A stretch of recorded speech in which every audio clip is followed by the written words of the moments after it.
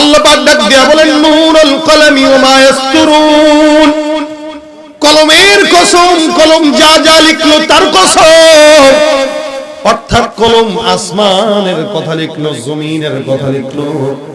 আল্লাহর হাবিব বলেন ইন্না আউওয়ালা মা খালাকাল্লাহুল কলম সুম্মা ক্বালা লাহু উকতুব ফাজরা ফি তিলকাস সাআতি কাইনুন ইলা ইয়াউমিল কিয়ামা।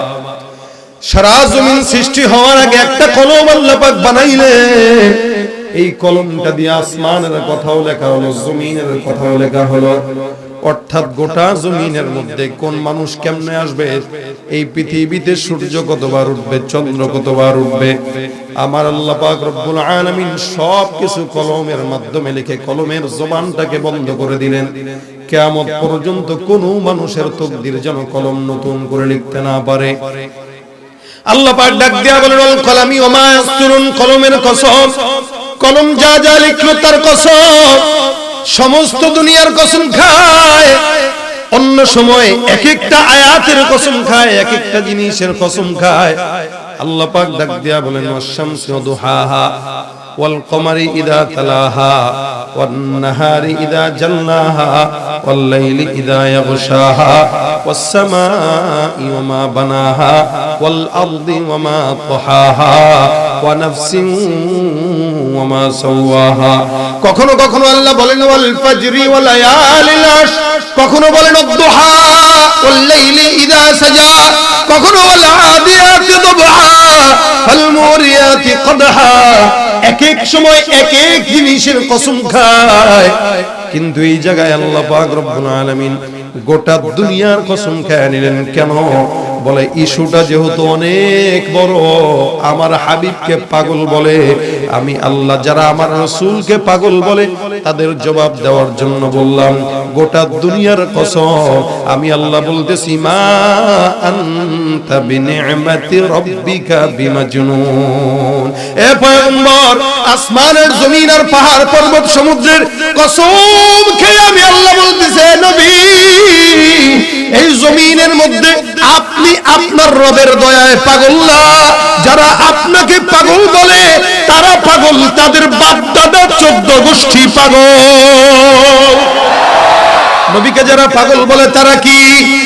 নবীর উম্মত ওলামা একরামদেরকে যারা পাগল বলে তারা কি? এই জমিনের মধ্যে অসংখ্য বেঈমানের বাচ্চারা আছে যারা নিজেদের বাপের মাথায় টুপি থাকার কারণে নিজের বাপরে মৌলবাদ, জঙ্গিবাদ বলতে দেরি করে না, ঠিক কিনা? এ মুসলমান, আল্লাহ পাক রব্বুল আলামিন এই কারণে বলেন গোটা দুনিয়ার কসম খাইলাম, আপনি যদি পাগল হতেন এত নিয়ামত দিতাম না।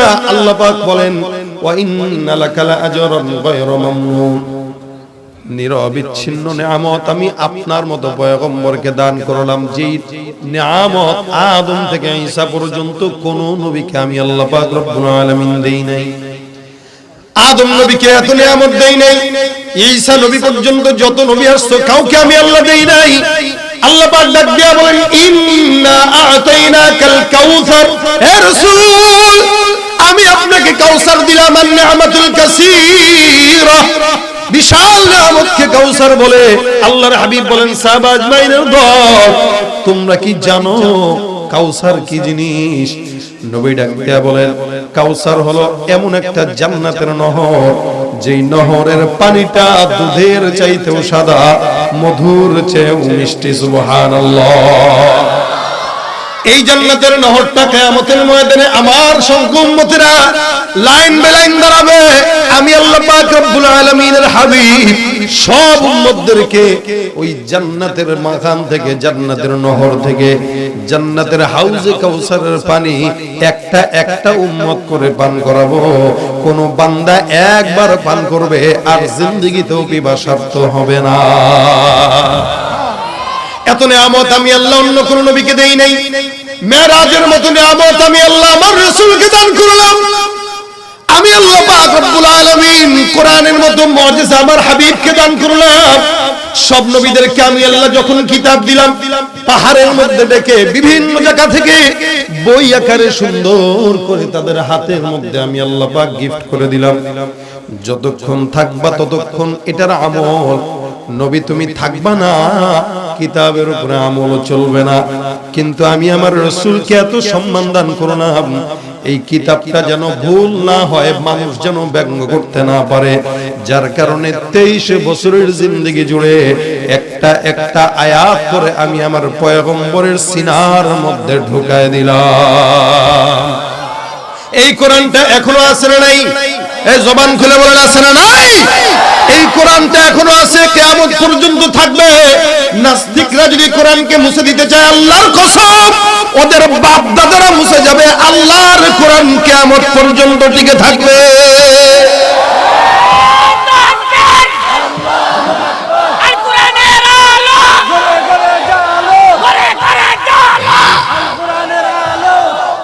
হে ভাই আমার, এত বিশাল বড় মুজিজা আমার পয়গম্বরকে আল্লাহ পাক রব্বুল আলামিন দান করলেন শুধুমাত্র আখিরি নবী হওয়ার কারণে।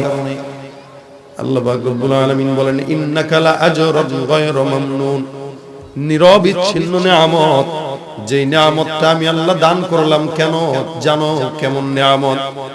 সব নবীদেরকে আমি আল্লাহ জমিনের মধ্যে প্রেরণ করলাম, আমি আল্লাহ পাক অন্য নবীদেরকে কোরআনের মধ্যে নাম ধরে ধরে ডাকলাম।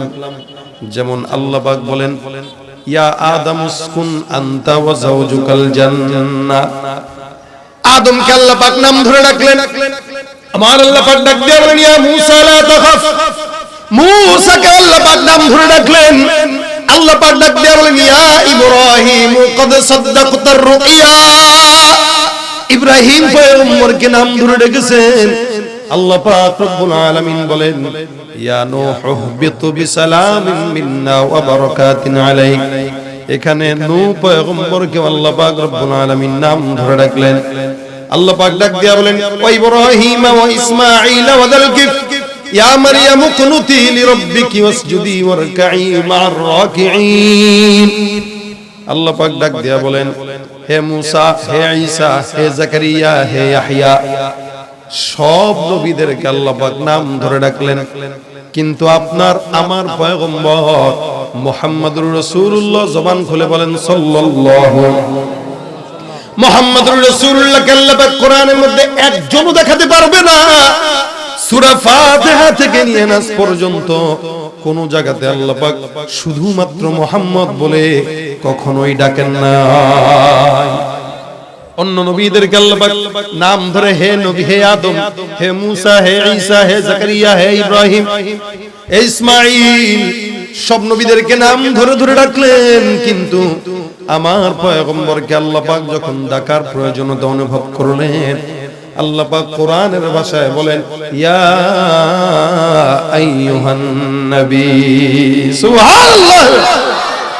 সম্মান বেশি দিলেন না কম দিলেন? জোরে বলেন, বেশি দিলেন না কম দিলেন? ওই নবীর উম্মত হওয়ার পরে, হে নবীর উম্মত, তুমি জানো না, তুমি বুঝো না তোমার সম্মান বেশি না কম? আল্লাহ পাক রব্বুল আলামিন নবীর উম্মত হওয়ার কারণে তোমার সম্মান বাড়ায় দিলেন, যার কারণে আল্লাহ পাক রব্বুল আলামিন তোমাকেও কোরআনের মধ্যে সম্মান দিয়ে ডাকলেন। আল্লাহ পাক কোরআনের ভাষায় বলেন, ইয়া আইয়ুহান নবী, কখনো কখনো বলেন ইয়া আইয়ুহার রাসূল, হে রাসূল, হে নবী। কখনো কখনো আল্লাহ পাক রব্বুল আলামিন বলেন, আল্লাহ পাক ডাক দিয়া বলেন, লাকাদ জাআকুম রাসূলুম মিন আনফুসিকুম, এখানেও আল্লাহ পাক রব্বুল আলামিন রাসূল শব্দটাও লাগাইলেন। কখনো কখনো বলেন, লাকাদ কানা লাকুম ফি রাসূলিল্লাহি উসওয়াতুন হাসানাহ, এখানেও রাসূল শব্দটা ব্যবহার করলেন। আল্লাহ পাক অন্য আয়াতের মধ্যে বলেন, ওয়া মা আরসালনাকা ইল্লা রাহমাতাল লিল আলামিন, এখানে আল্লাহ পাক রাহমাতুল লিল আলামিন বলে সম্বোধন করেছেন। কখনো কখনো বলেন, তাহা মা আনজালনা আলাইকাল কুরআনা লিতাশকা, কখনো বলেন ইয়া আইয়ুহাল মুজাম্মিল, অর্থাৎ সব জায়গায় আল্লাহ পাক লকব লাগাইছেন। দেখবেন এলাকার চেয়ারম্যান কেউ মানুষ নাম ধরে ডাকে না, সুন্দর করে লকব দিয়া ডাকে। যদি নামও ধরে, নামের পাশাপাশি লকবটাও লাগায় দেয়, অমুক চেয়ারম্যান, তমুক চেয়ারম্যান। এ মুসলমান, আল্লাহ পাক রব্বুল আলামিন কখনো কখনো নাম ধরলেন, নামের সঙ্গে সঙ্গে আল্লাহ পাক সুন্দর করে লকবটাও লাগাইলেন। আল্লাহ পাক বলেন মুহাম্মাদুর রাসূলুল্লাহ। আল্লাহু আকবার। আল্লাহ পাক মুহাম্মাদের পাশাপাশি রাসূলটাও লাগায় দিলেন। আল্লাহ পাক অন্য আয়াতে বলেন ওয়া মা মুহাম্মাদুন ইল্লা রাসূল, মুহাম্মদ তো নয়, তিনি হলেন রাসূল। আল্লাহ পাক অন্য আয়াতে বলেন ওয়া মা কানা মুহাম্মাদুন আবা আহাদিন মির রিজালিকুম ওয়ালাকিন রাসূলুল্লাহি ওয়া খাতামান নবিয়্যিন। আল্লাহু আকবার। আল্লাহ, এখানে আল্লাহ পাক আমার নবীর দুইটা পরিচয় তুলে ধরলেন। এক নম্বর ওয়ালাকিন রাসূলুল্লাহ, আল্লাহর রাসূল। দুই নম্বর ওয়া খাতামান নবিয়্যিন, কিয়ামত পর্যন্ত আমার পয়গম্বর সত্য নবী, শেষ নবী, এটার স্বীকারোক্তি দিলেন কে? বলেন তো, বাংলাদেশে কাদিয়ানির বাচ্চা দোসররা আছে না নাই? এরা আমার নবীর খতমে নবুয়ত মানে না। ওয়ালাকিন রাসূলুল্লাহি ওয়া খাতামান নবিয়্যিন, ইনি হলেন শেষ পয়গম্বর, এরপরে আর কোন নবী আসার সম্ভাবনা নাই। যেই সমস্ত বেঈমানেরা আমার নবীর খতমে নবুয়ত মানে না, এরা নিঃসন্দেহে কাফের কাফের কাফের, ঠিক কিনা? বাংলাদেশে মনে রাখবেন, বাংলাদেশে ইহুদিরা যেমন থাকে, নাস্তিকরা যেমন থাকে, হিন্দুরা যেমন থাকে, বৌদ্ধরা যেমন থাকে, তাদের পরিচয় নিয়ে এদেশে মুসলমানরাও থাকবে, মুসলমানের পরিচয় নিয়ে কাদিয়ানীরা থাকবে। তবে সত্য হলো মুসলমান পরিচয় নয়, কাফের পরিচয় থাকবে। কাদিয়ানী কাফের কোনো সন্দেহ নাই, ঠিক কিনা? ধরে কর ভাইরা, আমার এদেশে সমস্ত মুসলমানদের জানা উচিত, যারা কাদিয়ানীদেরকে সাপোর্ট করে, ইসরায়েলের পণ্য যেমন আমরা বয়কট করে দেখিয়েছি, ঠিক তেমনি ভাবে কাদিয়ানীদের পণ্য বয়কট করা ঈমানের দাবি, ঠিক কিনা? কি হবে শেষ নবীজির উম্মত বলে দাবি করে যদি ওই নবীর চেয়ার কাদিয়ানীরা দখল করে? কি হবে শেষ নবীজির উম্মত বলে দাবি করে যদি ওই নবীর চেয়ার কাদিয়ানীরা দখল করে? নবীজির জন্য যদি রক্তের বহে নদী, নবীজির জন্য যদি রক্তের বহে নদী, তবুও হটবো না এই দাবি থেকে। কি হবে বেঁচে থেকে অযথা বিদ্যা শিখে যদি না গড়তে পারি শোষণবিহীন সমাজটাকে, ঠিক কিনা? কাদিয়ানীরা কি? জোরে বলেন। কাফের কাফের, আরো জোরে, কাফের কাফের, কাদিয়ানী কাফের। সন্দেহ আছে? সন্দেহ আছে? আল্লাহ পাক পরিচয় তুলে ধরেন খাতামান নবিয়্যিন। নবী বলেন আনা খাতামুন নবিয়্যিন লা নবিয়্যা বাদি, আমার পরে কোনো নবী নাই। যদি আসতো, আল্লাহর হাবিব বলেন লাকানা উমর ইবনুল খাত্তাব, আমার পরের নবীটাই হয়তো আমার সাহাবী হযরতে উমর। আমার আল্লাহ পাক সম্মান দিতে যায় আমার নবীর পরিচয় ধরলেন। এ নবীর উম্মতেরা, তোমরা সেই নবীর সম্মান জানো না, বুঝো না। যেই নবীর মর্যাদা দিতে যায় আল্লাহ কোরআনের মধ্যে কোন জায়গায় নাম ধরে উল্লেখ করে নাই। শুধু তাই নয়, আল্লাহ পাক উম্মতকেও আদেশ করেছেন ইয়া আইয়ুহাল্লাযীনা আমানু লা তাজআলু দুআ আর-রাসূলি বাইনাকুম কাদুআই বা'দিকুম বা'দা। হে মুমিনের দল, তোমরাও যখন ওই নবীকে ডাকবা, খবরদার অমুক ভাইয়ের মতো ভাই ভাই বলে ডাকো না। একজন আরেকজনকে যেভাবে ডাকো, এজন্য আলেমদেরকেও সম্মানের সাথে নাম উচ্চারণ করা। কেন? এরা হলো রাসূলের ওয়ারিস। আল্লাহ পাক বলেন নাম ধরে ডাকবা না। কেমনে ডাকবা? বলবো ইয়া রাসূলুল্লাহ। আল্লাহ পাক ডাক দিয়ে বলেন নবীর সামনে যখন থাকবা, আল্লাহর হাবিবের বেলায় সাহাবাদেরকে আল্লাহ পাক আদেশ শিখায় দিলেন লা তারফাউ আসওয়াতাকুম ফাওকা সাউতিন নবী। নবীর সামনে জবান উঁচা করা যাবে না, কথা জোরে বলা যাবে না। আল্লাহর হাবিবের সামনে যত কম কথা বলবা ততই উত্তম। আল্লাহ পাক রাসূলের সম্মান দিতে যায় আল্লাহর নবীকে কিভাবে উপস্থাপন করেছেন। আর আপনার মতো আমার মতো নালায়েক না খানদান নাচিস বান্দাদেরকেও শুধুমাত্র রাসূলের উম্মত হওয়ার কারণে কোরআনের মধ্যে আল্লাহ পাক রব্বুল আলামিন আপনাকে আমাকে সম্বোধন করেছেন মুমিন নাম দিয়ে। সুবহানাল্লাহ। আল্লাহ বলেন ইয়া আইয়ুহাল্লাযীনা আমানু, হে মুমিনের দল। ঈমানদারকে আল্লাহ পাক মুমিন বলে ডেকেছে। যদিও বাংলাদেশের মুমিনেরা ঠিকমতো 5 ওয়াক্ত নামাজও পড়ে না, ঠিক কিনা জনগণ? সারা সপ্তাহে নামাজের খবর নাই, কিন্তু জুমার নামাজে লোকের অভাব নাই, আছে না নাই? নামাজ নাই, রোজা নাই, যাকাত নাই, হজ নাই, ঈমানদার দাবি করে। আল্লাহ পাক বলেন ওমিনান নাসি মাইয়াকুলু আমান্না বিল্লাহি ওয়া বিল ইয়াউমিল আখির ওয়া মা হুম বিমুমিনিন। এরা যতই নিজেকে মুমিন দাবি করুক না কেন, যারা স্বার্থের কারণে মসজিদে জুমার নামাজের সময় ভিড় জমায়, যারা নির্বাচনের আগে নামাজি হয়, দাড়ি রাখে না, সুন্নত মানে না, ঈমান মানে না, এরা মুসলমান দাবি করতে পারে লেকিন হতে পারে না, ঠিক কিনা?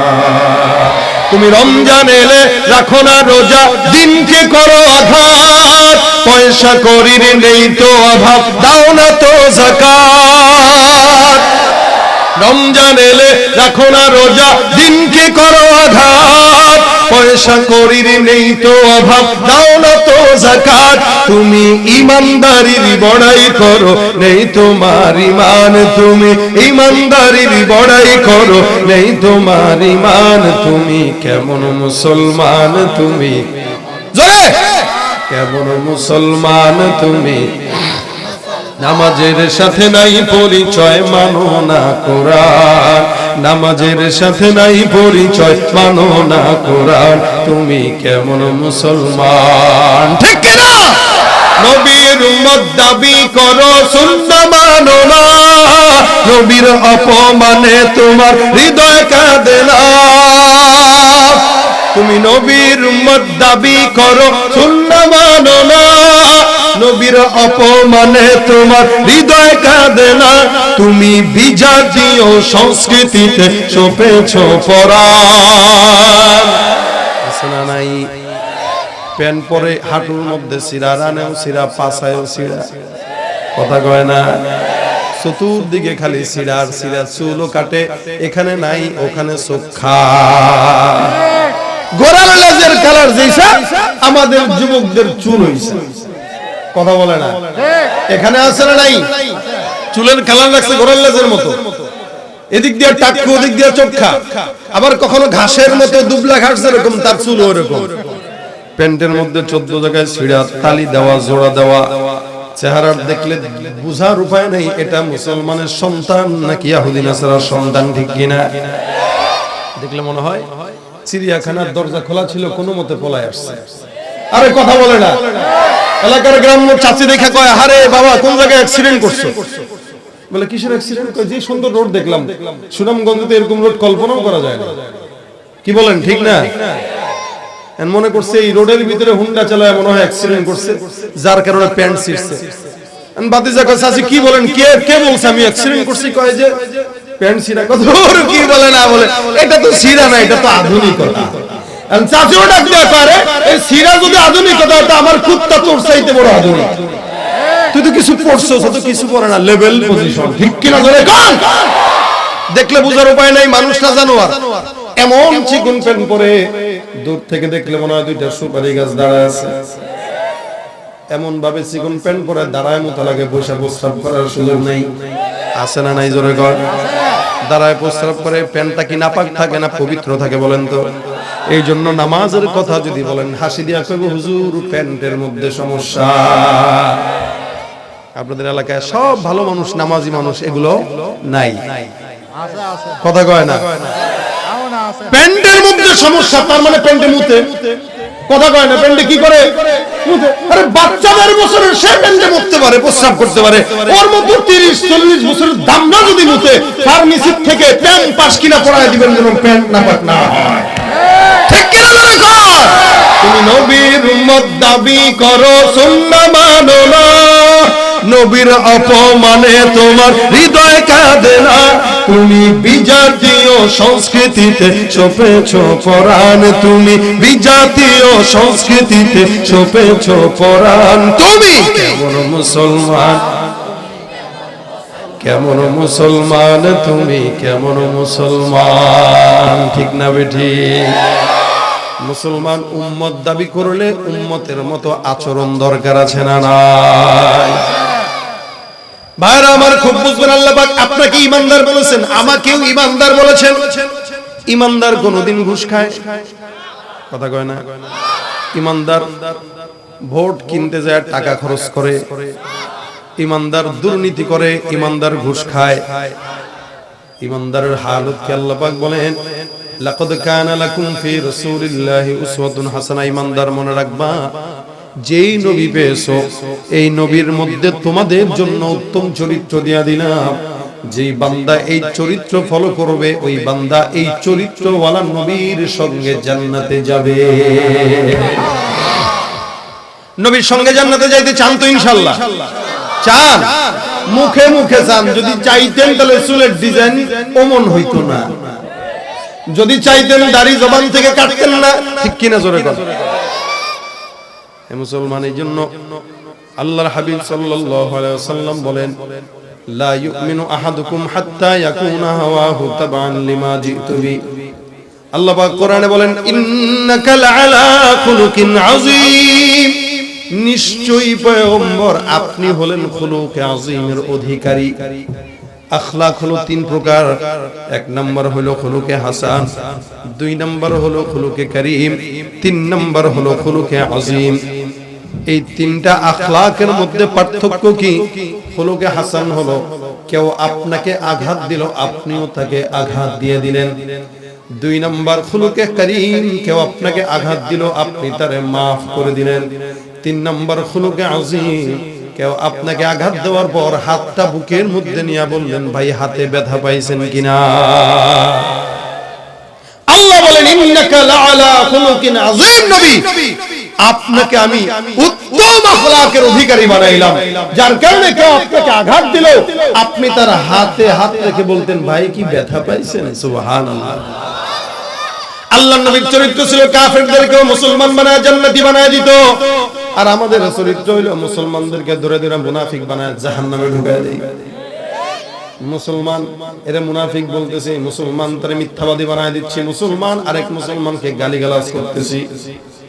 এই জন্য আল্লাহ পাক বলেন, হে ঈমানদাররা, তোমরা পরিপূর্ণ ইসলামের মধ্যে ঢুকো। কারণ ইসলামের মধ্যে যদি কোনো বান্দা পরিপূর্ণ ঢুকে, আল্লাহর হাবিবের পরিপূর্ণ সুন্নত ওই বান্দার অটোমেটিক মানা হয়ে যাবে। আল্লাহ পাক রব্বুল আলামিনের হাবিবের চরিত্র কেমন ছিল দেখেন। মসজিদে নববীর মধ্যে আল্লাহর নবী বসা, সাহাবারা বয়ান শুনতেছেন মসজিদের ভিতরে। মসজিদে নববীর পাকা, নিচের ফ্লোর তো আগে পাকা ছিল না, কাঁচা ছিল। এখন তো মাশাআল্লাহ কাঁচা ছিল। একজন গ্রাম্য সাহাবী দূর থেকে বয়ান শোনার জন্য আসছেন, বেদুইন। মসজিদের মধ্যে বয়ান শুনতে শুনতে শুনতে শুনতে হঠাৎ করে প্রস্রাব চলে আসছে। মনে করেন আপনাদের এখানে অনেকে বয়ান শুনতেছেন, হুট করে চলে আসছেন ডায়াবেটিস, বৈশা যদি করা শুরু করে ধমক দিবেন কি দিবেন না? মাঝখানে যদি করা শুরু করে ধমক দিবেন কি দিবেন না? এবারে কি শুরু করছে? আর সেটা যদি মসজিদ হয় তাহলে তো কোনো কথাই নাই। মসজিদে নববীতে প্রস্রাব করতে বসছে, সাহাবারা কয়েকজন ধমক, এই বেটা করে কি? মসজিদে এটা বেটা কর। রাসূল ডাক দিয়া দূর থেকে দেখে কয়, এই খবরদার, খবরদার, করতে দাও। হুজুর মসজিদ তো এটা করুক না। মসজিদই হয়ে গিয়েছে, প্রস্তাব ছেড়েই দিছে, যতটুকু ছাড়ছে ছাড়তে দাও বাকিটা। আর মাঝখানে যদি বাধা দাও তাহলে কিডনিতে সমস্যা হবে। তার মানে আমার নবী শুধুমাত্র নবী ছিলেন না, ডাক্তারও ছিলেন। সুবহানাল্লাহ।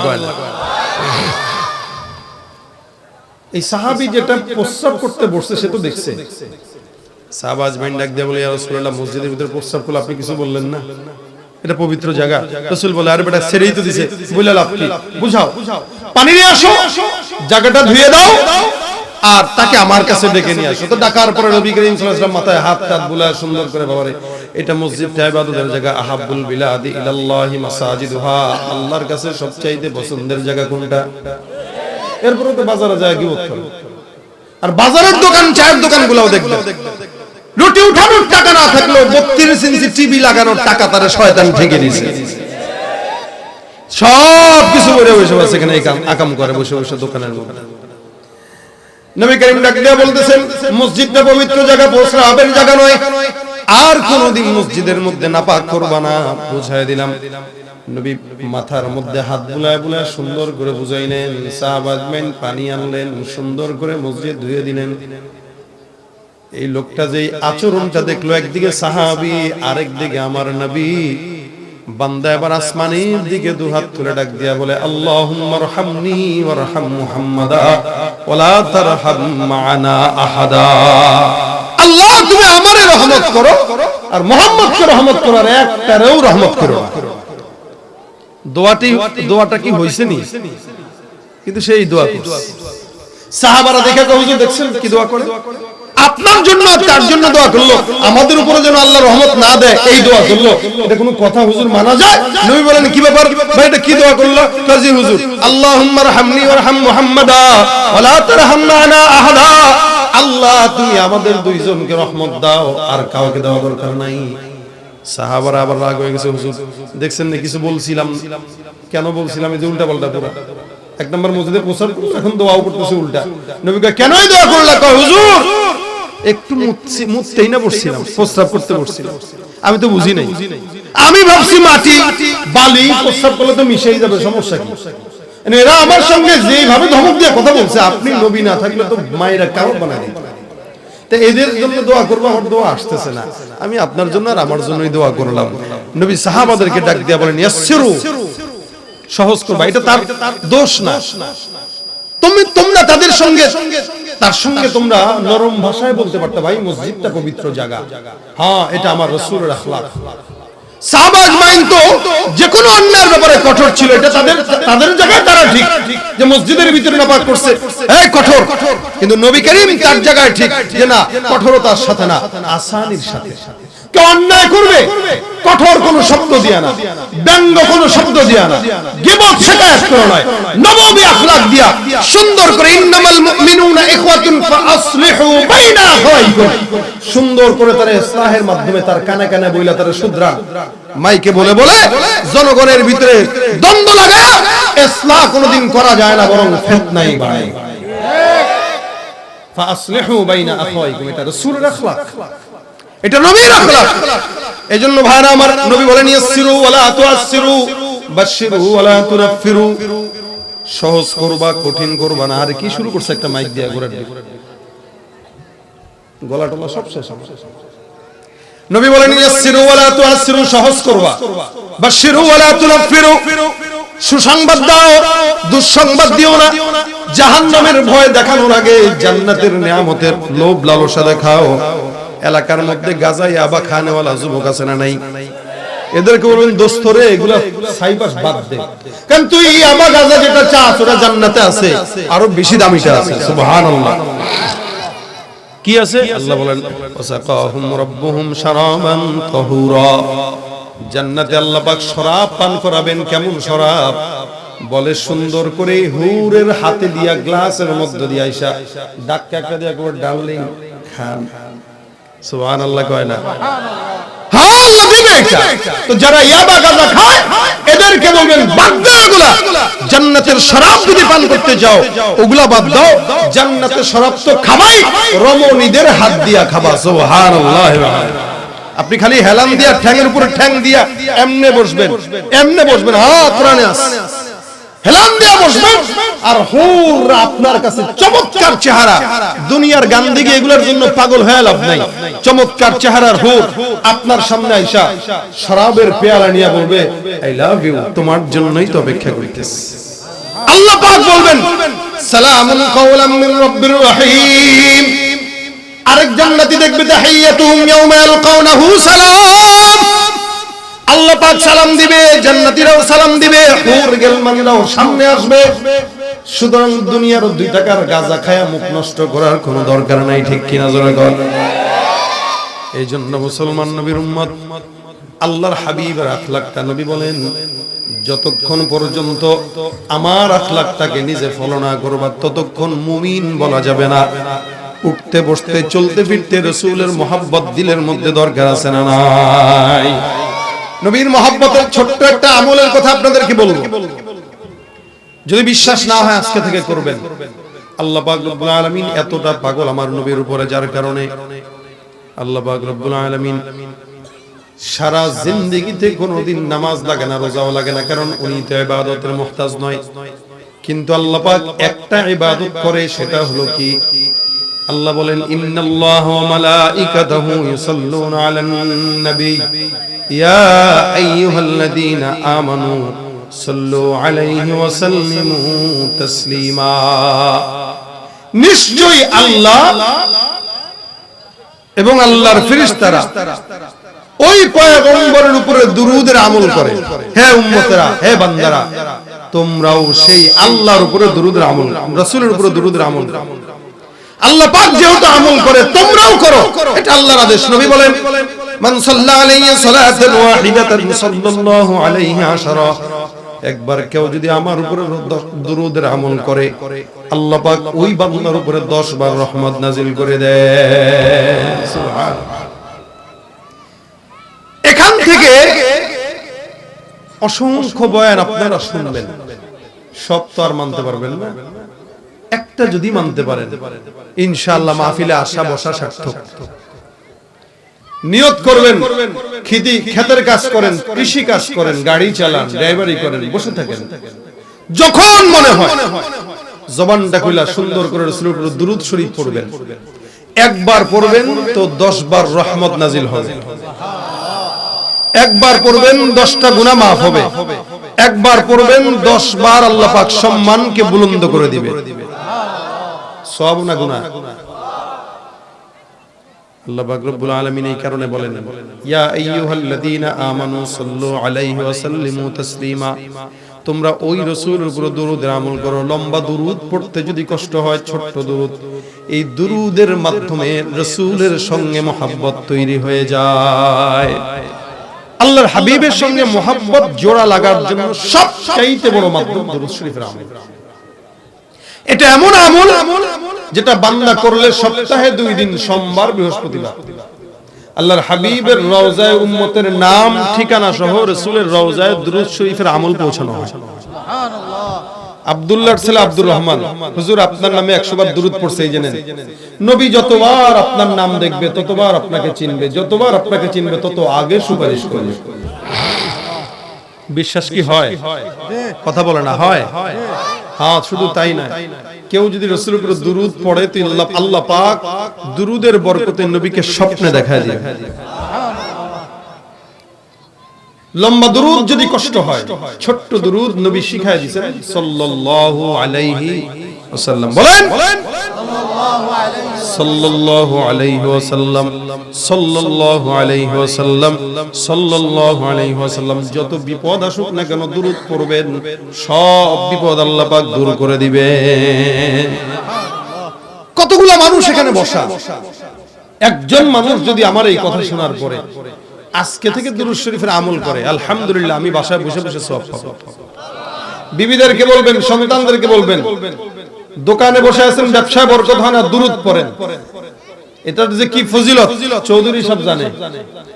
হজের হাজীদের খেদমত করে তো কদিন পর পরই যাওয়া হয়, তো উনিও বলে যে আমি দুরূদ শরীফের এত বরকত দেখছি আলহামদুলিল্লাহ, এবং আমি নিজে চাক্ষুষ প্রমাণ। এই কারণে আমি এটার আমল যেখানে যাই রাসূলের সিরাত নিয়ে কথা বললেই আমি এটা বলি। কেন? আমি আমার তাজরিবা থেকে বলতেছি, যতবার বিপদে পড়েছি আল্লাহ পাক দুরূদ শরীফের বরকতে আমাকে আসান করে দিয়েছেন। ইনশাআল্লাহ আপনারাও পাবেন, কারণ রাসূলের নামটাই আল্লাহর কাছে পছন্দের। এই নাম যেখানে আছে আল্লাহর নাম সেখানে আছে। আল্লাহ পাক এত নিয়ামত দিয়েছেন। আল্লাহ তাআলা নবী, আমি আপনাকে এত নিয়ামত দিলাম যে কোন জায়গায় আপনাকে একা ছাড়ি নাই। লা আতরুকু উম্মাতাকা ফারদা, আপনার উম্মতকে একা ছাড়ি নাই। জমিনে আমি আযান দিয়েছি, আযানে আমি আল্লাহর নাম যেহেতু আছে, এখানে আমি আপনার নামটাকেও ঢুকাই দিয়েছি। ইকামতে যেহেতু আমার নাম আছে, এখানেও আপনার নাম ঢুকাই দিয়েছি। নামাজে আমার নাম আছে, নামাজেও আপনার নাম ঢুকাই দিয়েছি। দুরূদে আমার নাম আছে, দুরূদেও আপনার নাম ঢুকাই দিয়েছি। দোয়াতে আমার নাম আছে, দোয়াতেও আপনার নাম ঢুকাই দিয়েছি। দুনিয়ায় আমার নাম যেখানে, আপনার নাম সেখানে। কবরেও প্রশ্নের ভিতরে আমার নাম যেহেতু আছে, আপনার নামের প্রশ্নও আমি আল্লাহ মিলাই দিয়েছি। সুবহানাল্লাহ। জান্নাতেও আমার নাম যত জায়গায় আছে, প্রত্যেকটা দুয়ারে দুয়ারে আপনি রাসূলের নামটাও ঢুকাই দিয়েছেন। সুবহানাল্লাহ। সম্মান বেশি না কম? কিন্তু আমরা চিনলাম না, সারা দুনিয়ার মাখলুক চিনলো, আমরা চিনলাম না। যার কারণেই তো দাড়ি রাখতে পারি না। এই কারণে দাড়ি রাখতে কষ্ট হয়, এই কারণেই রাসূলের সুন্নাত মানতে কষ্ট হয়, মিসওয়াক করতে কষ্ট হয়, সালাম দিতে কষ্ট হয়। কেন? আমরা উম্মত দাবি করি কিন্তু উম্মতের উম্মু হইতে পারি না। মুমিনের ম আমাদের ভিতরে নাই। আল্লাহ পাক যেন আমাদেরকে উম্মত হবার তৌফিক দান করে। দুরূদ শরীফের আমল করবেন তো ইনশাআল্লাহ? কারা কারা করবেন হাত তুলেন। আল্লাহু আকবার, জোরে বলেন আল্লাহু আকবার। আল্লাহ পাক তৌফিক দান করুন, জোরে বলেন আমিন। আজকের এই মাহফিলের এতক্ষণ আলোচনা, এরপর আলোচনা হবে আলহামদুলিল্লাহ। হুজুর আলোচনা করবেন, আমাদের মাওলানা মামুন চৌধুরী সাহেব, উনি আলোচনা করবেন। এরপরে সিলেট থেকে শেখ এনাম আসছে আলহামদুলিল্লাহ, চমৎকার নাশিদ, সেও পরিবেশনা করবেন। আমার যেহেতু বহু দূরে যেতে হবে, আমি এই প্রোগ্রামটা আগেই মামুন চৌধুরী সাহেব বলেছে, আমি মিনিমাম অসংখ্যবার তাকে নিষেধ করছি, ভাই আমি ওদিকে যাব না। কারণ 1 ঘন্টা বয়ানের জন্য 18 ঘন্টা সফর, এটা কোনো যুক্তিতে আমার দিমাগে ধরে না। এলাকায় অনেক বড় বড় আলেম আছে, ওনাদের জবান থেকে বয়ান শুনলেন, বেশি ফায়দা হবে। আমাকে ঢাকা থেকে আনা মানে এটা কমিটিরও ইখলাস নাই, আমার তো নাই। এরপরে আপনারা দোষ দিবেন কন্ট্রাক্টরদের, কিন্তু আমরা বলি তার চাইতে আগে ঠিক হওয়া দরকার কমিটিদের। কারণ কমিটিদের উদ্দেশ্যই ভালো না, উদ্দেশ্য হলো জমানো। যার উদ্দেশ্য জমানো, ওদের মাহফিলে কোনো হেদায়েতের নূর থাকবে না, এটাই স্বাভাবিক। বক্তাদেরকে দিয়ে দোষ লাভ নাই। হুজুর আপনার বক্তা 1 লাখ লাগবে, আনবো কেন? আমাকে 1 লাখ দিবেন, কোন যুক্তিতে দিবেন? কি দরকার আমাকে ঢাকা থেকে 1 লাখ টাকা দিয়ে না না? এলাকায় কোনো বুজুর্গ নাই, তাদের কথা শুনেন। যদি আপনার ইখলাস ঠিক থাকে, আপনি বুজুর্গদের জবানের কথা শুনবেন, আমার মতো সদরুদ্দিনের কথা আপনি শুনবেন না। কিন্তু আমাকে যদি আনেন আর মাকসাদ যদি থাকে জমানো, তাহলে আমি বলবো আমাকে 1 লাখ কেন 10 লাখ দেওয়া দরকার। এজন্য আমার দোষ আমি তো অবশ্যই দেই, পাশাপাশি আপনাদের দোষও দেই। সবকিছুর পর আমি এই কথা বলি, এখন ঢাকা থেকে এখানে এসে আবার ঢাকায় যাব, আমার একটা কথা শোনার পরে যদি আপনাদের আমলের পরিবর্তন হয়, আমি সাকসেস, আপনাদের এই আশাও সাকসেস। আল্লাহ পাক মাহফিলগুলোকে ইখলাসের ময়দান বানায় দেখ, মাহফিলগুলোর কমিটিদেরকেও ইখলাস বানায় দেখ, আমাদের মতো বক্তাদেরকেও আল্লাহ পাক মঞ্চে উঠে গীবত শিকায়েত না করে দ্বীনের মসবতে দ্বীনি মুহাব্বত নিয়ে কথা বলার তৌফিক দান করুন। শুনেন, আপনারা যেগুলো দিবেন